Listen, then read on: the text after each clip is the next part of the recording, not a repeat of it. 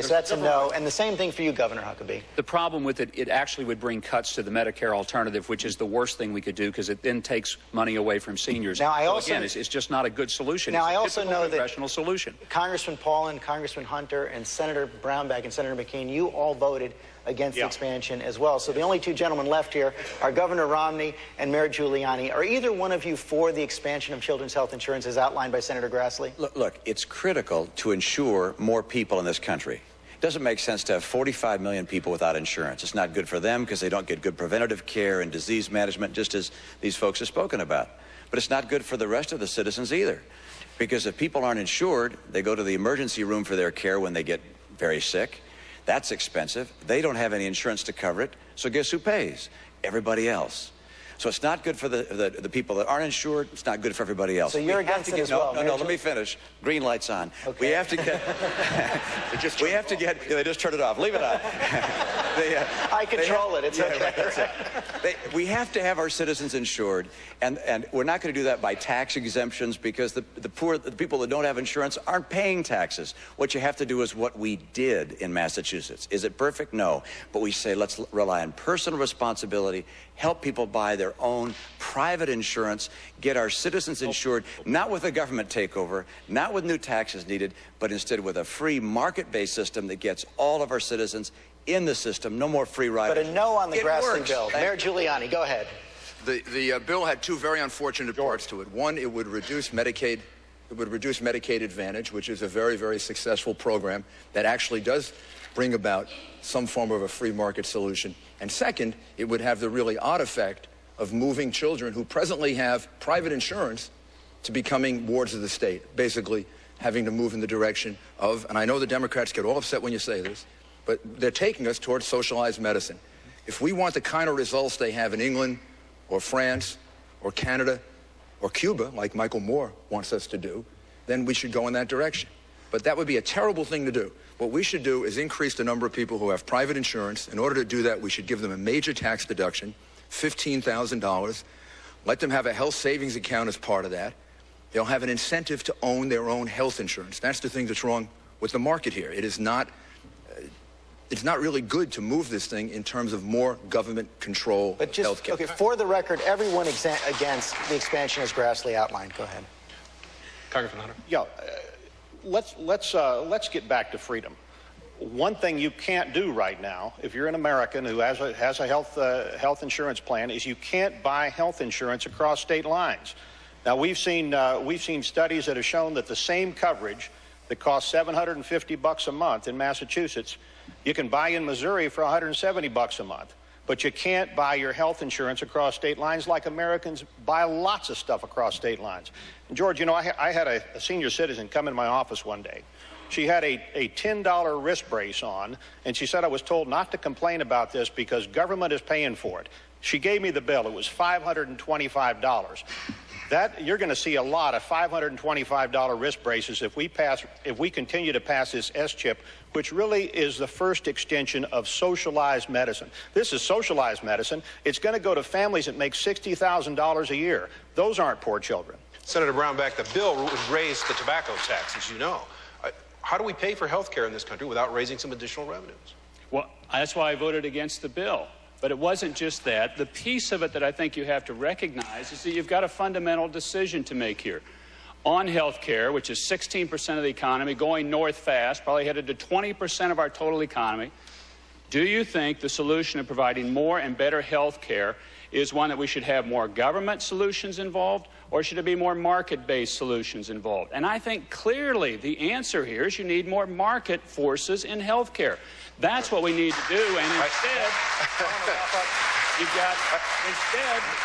you've got the Democrats doing a step-by-step march towards a socialized, one government-pay system, and they're very happy to do it that way. But we can get better health care going this way, and we can hold the price of it down and not bust the federal treasury. Well, we didn't get a debate among all of you, but maybe we'll get one with Senator Grassley later after the debate. Maybe he won't endorse anybody after this. That's right. But George, I want to move on to something. Excuse me, Governor Thompson. I want to move on now to something that Governor Romney brought up just a little while ago, and that was the comments earlier this week of Senator Obama, where he talked about going into Pakistan even if President Musharraf didn't agree. Here's what he said. It was a terrible mistake to fail to act when we had a chance to take out an al-Qaeda leadership meeting in 2005. If we have actionable intelligence about high-value terrorist targets and President Musharraf will not act, we will. Governor Romney, you said you didn't agree with Obama's plan. You called it ill-timed and ill-considered. Mayor Giuliani, on Charlie Rose the other night, you said, I would take that option. Why don't you guys take 2 minutes and debate this issue out? Well, I believe that that is an option that should remain open. I think the senator didn't express it the right way. I think the senator, if he could say it over again, might want to say that we would encourage Musharraf to allow us to do it if we thought he couldn't accomplish it. But the reality is America. But if he said no, you go in. I didn't say I would go in. I said I wouldn't take the option off the table. No, well, you actually said I would take that option. I said I would keep that option open. No, you said if we have a chance to catch bin Laden, we've got to do it ourselves because we're not sure if somebody's going to do it correctly. Yeah, I think I would take that option. Well, I would take that option if I thought there was no other way to crush al-Qaeda, no other way to crush the Taliban, and no other way to be able to capture bin Laden. I think Pakistan has, unfortunately, not been making the efforts that they should be making. I think we should encourage them to do it. We should put the pressure on them to do it. And we should seek their permission if we ever had to take action there. As we were able to get their permission, Undersecretary or Deputy Secretary Armitage was very effective in getting Musharraf's permission for us to act in Afghanistan and Pakistan in 2001 and 2002. Governor Romney? Yeah, I think Barack Obama is confused as to who are our friends and who are our enemies. In his first year, he wants to meet with Castro and Chavez and Assad, Ahmadinejad. Those are our enemies. Those are the world's worst tyrants. And then he says he wants to unilaterally go in and potentially bomb a nation which is our friend. We're trying to strengthen Musharraf. We're trying to strengthen the foundations of democracy and freedom in that country so that they will be able to reject the extreme. But if your CIA director called you and said, we have Osama bin Laden in our sights, Musharraf says no, what do you do? It's wrong for a person running for the President of the United States to get on TV and say, we're going to go into your country unilaterally. Of course, America always maintains our option to do whatever we think is in the best interest of America. But we don't go out and say, ladies and gentlemen of Germany, if ever there was a problem in your country, we didn't think you were doing the right thing, we reserve the right to come in and get them out. We don't say those things. We keep our options quiet. We do not go out and say to a nation which is working with us, where we've collaborated and they are our friend and we're trying to support Musharraf and strengthen him and his nation, that instead that we intend to go in there and potentially bring out a unilateral attack. Recognize, to win the war on jihad, we have to not only have a strong military of our own, and we need a stronger military, we also need to have strong friends around the world and help moderate Muslims reject the extreme, because ultimately the only people who can finally defeat these radical Islamic jihadists are the Muslims. So what I'm hearing is that from both of you keep this option on the table, but it was foolish to talk about it in public. Does anybody disagree with that? Yeah, I disagree with it. I disagree. George, let me tell you, Barack Obama didn't understand there are now 100,000 Pakistani troops who have been moved to the border. They've moved 2 divisions to the border. In fact, one of them out of the high country on the Indian border. You right now have operations that are being taken in cooperation with American forces in Afghanistan. The last thing you do when you're trying to convince your allies all over the world to work with you is when you have one country which has taken 100,000 military personnel and move them into that place. And we all know what the problem is. The problem is that you have the tribal chiefs in that strip in Pakistan accommodating the Taliban and al-Qaeda.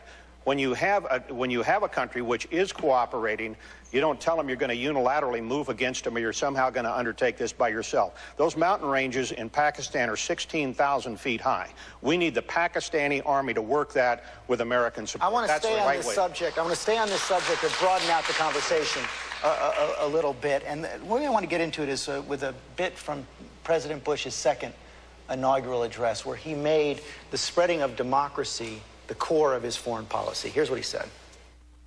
So it is the policy of the United States to seek and support the growth of democratic movements and institutions in every nation and culture with the ultimate goal of ending tyranny in our world. Governor Huckabee, since that speech, there have been free elections in Gaza. They elected Hamas. There have been free elections in Lebanon. They empowered Hezbollah. There have been free elections in Iran. They elected President Ahmadinejad. Has President Bush's policy been a success, and would the spread of democracy be the core of your